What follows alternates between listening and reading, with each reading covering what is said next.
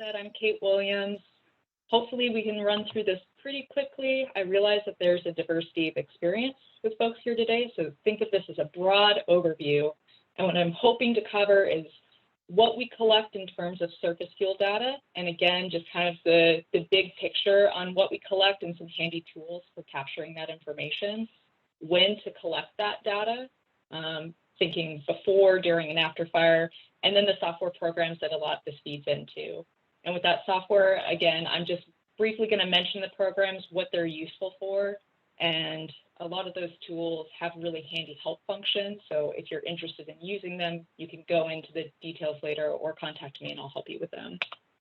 But to get started, let's begin with a quick fire effects overview. Fire effects are basically just the changes in environment as fire passes through. They're typically thought of as either first order or second order effects. The first order effects are those that have direct impacts from fire. So burned and scorched foliage, the fine surface fuel consumption, and soil structure change as a direct result of that soil heating. Second order effects are the indirect impacts. They can be delayed in terms of time and space. We typically think of them as the changes in plant succession or productivity. Delayed mortality due to factors such as insect and disease, drought following fire, kind of those compounding effects, and then erosion that's a result of that soil structure change. Today, I'm mostly going to focus on a few of the basic first order assessments and mainly related to quantifying our surface fuels. So the big question a lot of folks have as they get into capturing these effects is how to measure these basic things. So scorch and char. Scorch is, it's the vertical height at which lethal temperatures have killed foliage without consuming the crown itself. So lethal temperatures are 60 degrees Celsius for at least a minute.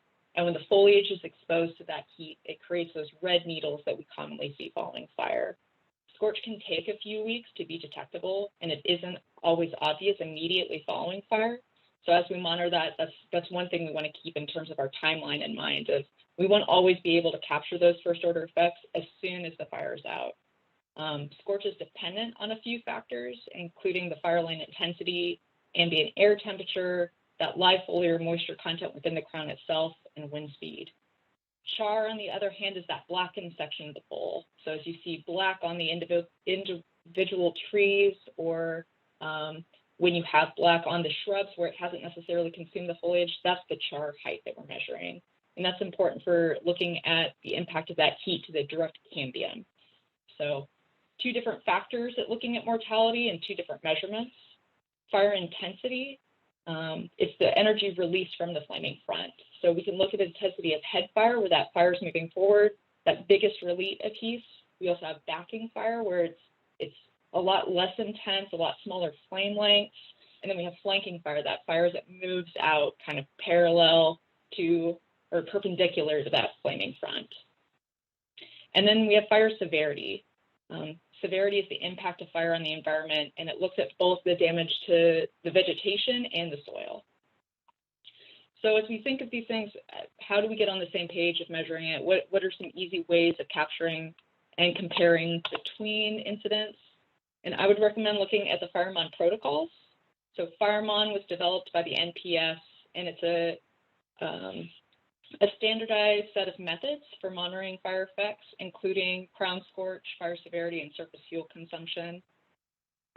You're able to tailor appropriate field methods based on your burn objectives or your wildfire concerns, and it's used by a lot of long-term monitoring programs. So the nice thing about FireMon is that you can pick and choose. I know with the protocols that have just been developed for the oak monitoring protocol, a lot of those will match the vegetation monitoring protocols that are recommended by FireMon, but you can add additional fire effects monitoring, specific fire effects monitoring metrics.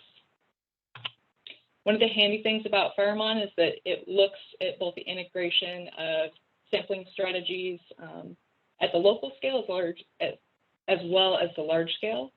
So looking at individual plant mortality all the way up to those landscape patch dynamics.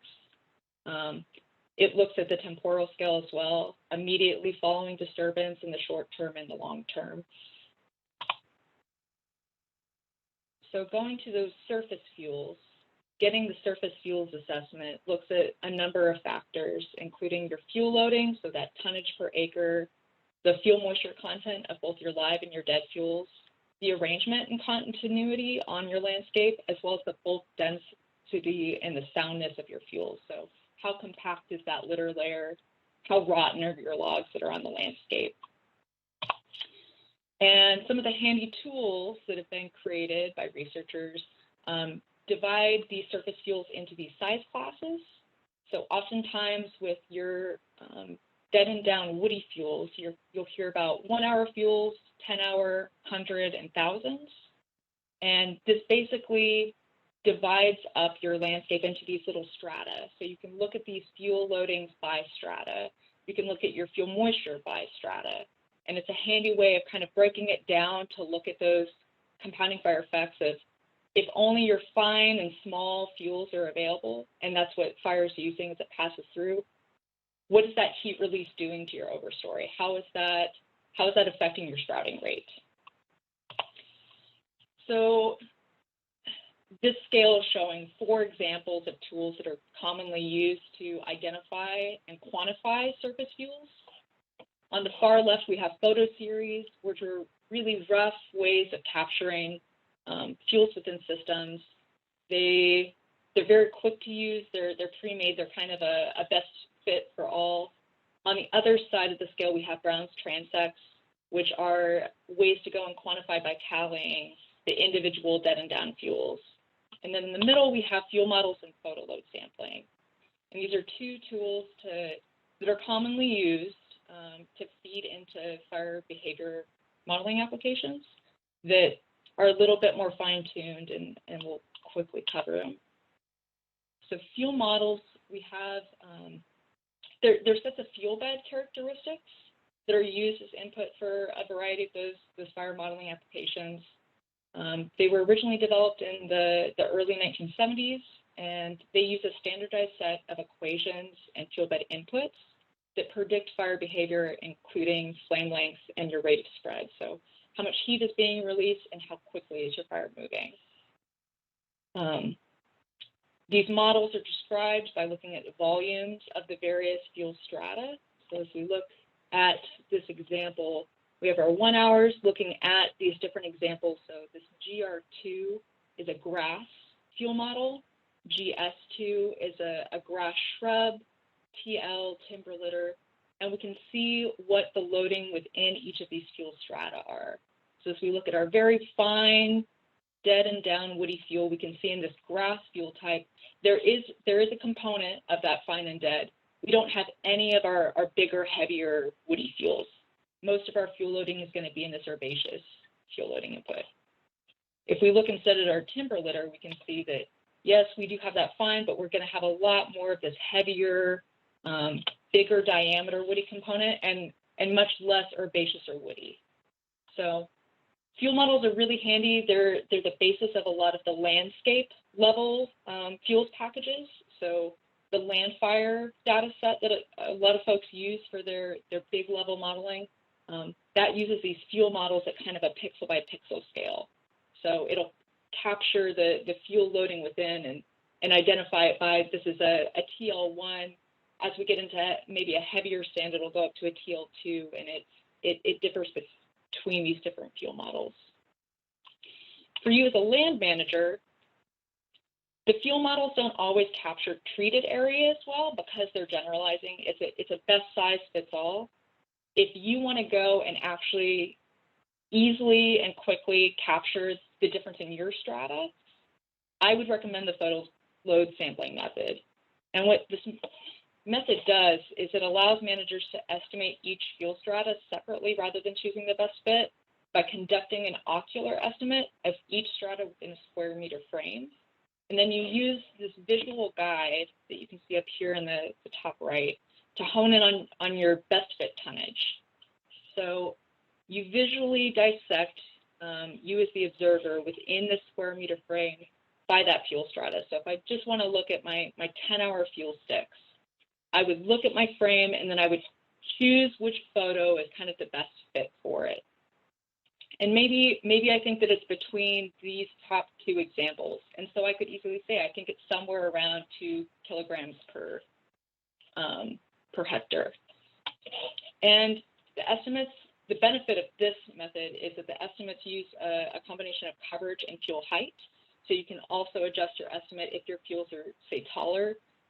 If you've gone in and thinned or masticated and you had a really strong shrub response that you weren't expecting, you could go and increase visually how much fuel you think you've added as a result. Whereas fuel models, you're basically just picking that best fit. You can't necessarily adjust on that height. And even though the concept is relatively simple, the photo load method has been tested against more rigorous sampling techniques and is found to be comparably accurate. So as monitors gain experience using the method, accuracy is found to increase. The more you use it, the better your estimates. Accuracy and precision have also been found to increase when monitoring is done in pairs or in small groups. So those that habitually underestimate are counterbalanced by those that habitually overestimate. But really handy tool, very quick to do. Most of these plots take anywhere from 5 to 10 minutes based on your fuels once you get quick at it. I will add that neither the photo load method nor fuel models are appropriate for estimating pile fuel loading, but you can estimate pile loading easily using volumetric equations. And a quick plug, the DNR burn portal does include a pile calculator tool. So if you need to get those estimates for either modeling or a burn permit, there is a handy tool that's easily accessible through the Washington DNR burn portal. With that quick overview, I'm just going to briefly cover kind of timing of when to take the various measurements. Pre-burn, most monitoring protocols, you're going to go in and capture your initial vegetation response. So looking at that veg composition and coverage, capturing your overstory characteristics. With fuel specifically, you want to go in and get your litter and depths. So litter, you can think of that down-fined material that you can still identify the parent plant or parent material. You can see that they're pine needles, they're fir needles, it's oak leaf litter. Your duff is going to be more decomposed. You can't necessarily identify what the parent material was. And capturing those two different depths as they stack on top of each other is really important for looking at your fine root impact with that soil heating. Capturing your surface fuel loading by size class or that fuel strata, either using a fuel model, just general ID, or dividing it into the various strata and measuring it yourself. And then if you have time and the capabilities, looking at your fuel moisture by strata. So how are your live fuels changing over the course of a growing season? How are your dead fuels responding to that ambient air temperature and moisture?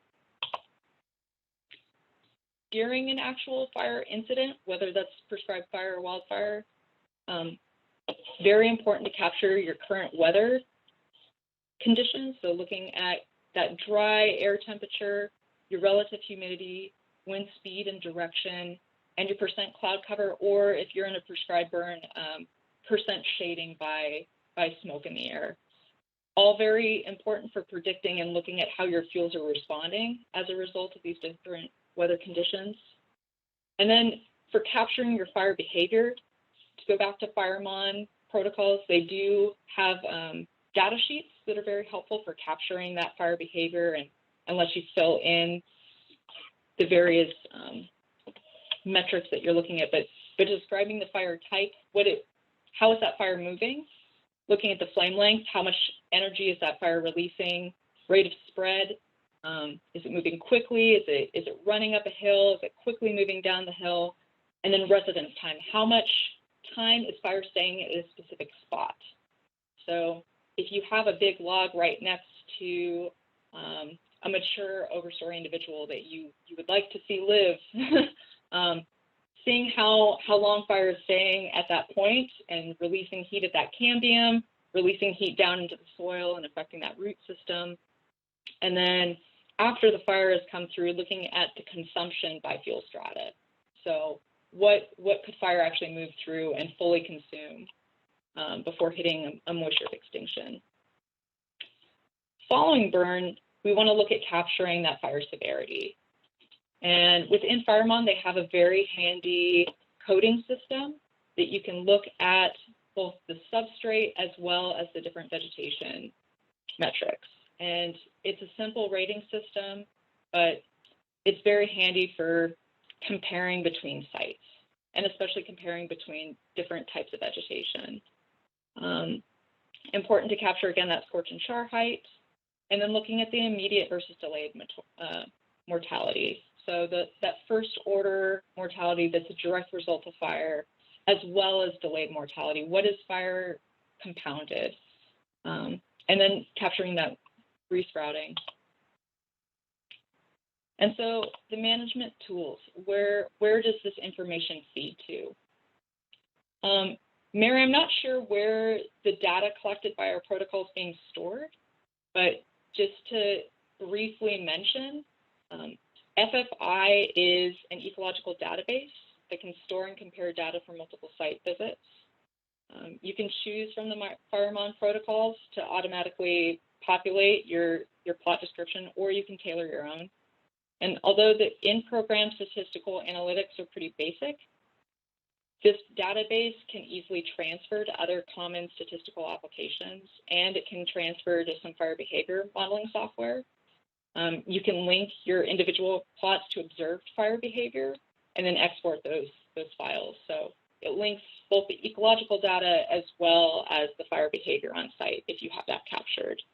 And I just want to briefly plug it. It's free. I believe it's the NPS that upkeeps the software for this, but really handy if you're looking for capturing data over long time periods. To go to actual fire modeling software, Behave Plus is the basic program that a lot of managers use. So it's a point prediction model for fire behavior and very handy for creating burn plan prescriptions. It generates a number of outputs, including the fire intensity, expected rate of spread, spotting potential, and some basic overstory mortality estimates based on species. Inputs required for most of the modules include the fuel loading by strata, fuel moistures by strata, and some basic weather components. So I made an example real quick just to show here of if we look at this basic kind of grass, low load grass fuel model that would be common in an oak woodland, did a rough estimate of the canopy height, the crown ratio of those oaks, and then put in the Gary oak species. You can put in a range of factors to compare of if you're looking for mortality estimates. You can look at how will the change in both my diameter and a change in my live grass moisture impact the survival rate or the survival prediction of these oaks.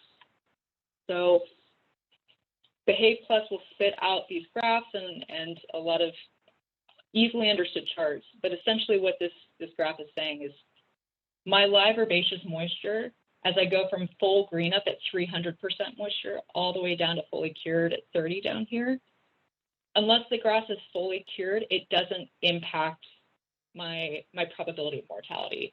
So the big prediction of probability of mortality with all these other factors staying constant is that size class. And I can see that if I'm fully cured in grass and having fire rip through in a wildfire event, I'm going to have pretty high mortality in my smaller oaks.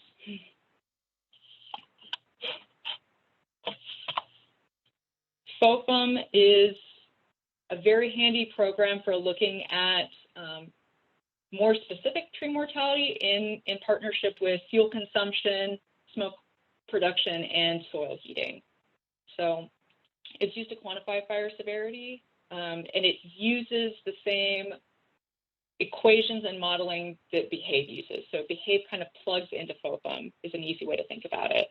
It can help assess wildfire and prescribe fire impacts, predict the effects of a current fire, and create fire and silvicultural prescriptions. So easy to answer questions like, how many acres can I burn without exceeding my air quality restrictions?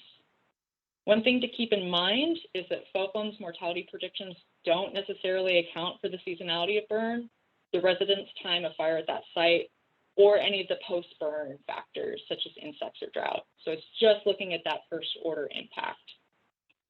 And it's very handy if researchers have gone and looked at the correlation of bark thickness within the various species and the relation to the crown scorch and how that impacts mortality. So a lot of the inputs are very similar to what you'd see in Behave. Again, it's dividing this loading into tonnage. I think it's a pretty easy plug and play if you're just looking for these rough estimates, but it can give you some really helpful information for especially prescribed burn planning if you're looking at keeping a certain amount of your trees on site after.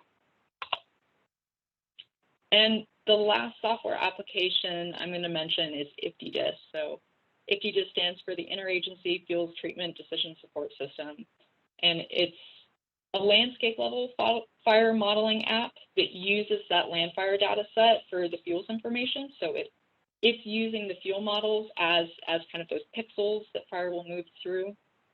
It can be used as a variety of scales from local to landscape, and it's recently added the feature to be able to compare different weather scenarios for fuels treatment planning.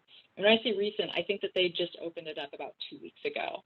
So IFTDIS is trying to move in a direction that makes it a really handy tool for managers looking at using prescribed fire that don't have fire modeling backgrounds. So very easy tool and application to use if you're not a fire expert. It's got a very robust help system, and I will say they have a great 2-minute overview on their home site that just looks at it kind of tip to tail and says, what does this program do? Where are the general applications and how is it kind of feeding data throughout? But you can go and click and drag across your landscape for the area that you're interested in looking at fire moving through and put in a few general scenarios, and it'll spit back some very handy maps and outputs. So I haven't played around with it as much, especially with the new comparing weather, but I would highly recommend if you're interested in looking at especially fire moving cross boundary, this is a nice way to use this for outreach. And Mary, I linked everything that I've mentioned in this presentation to this slide, so I'll make a PDF and send it to you if you want to send it out, and that way if folks want to go and pull up these resources, it'll all be right here.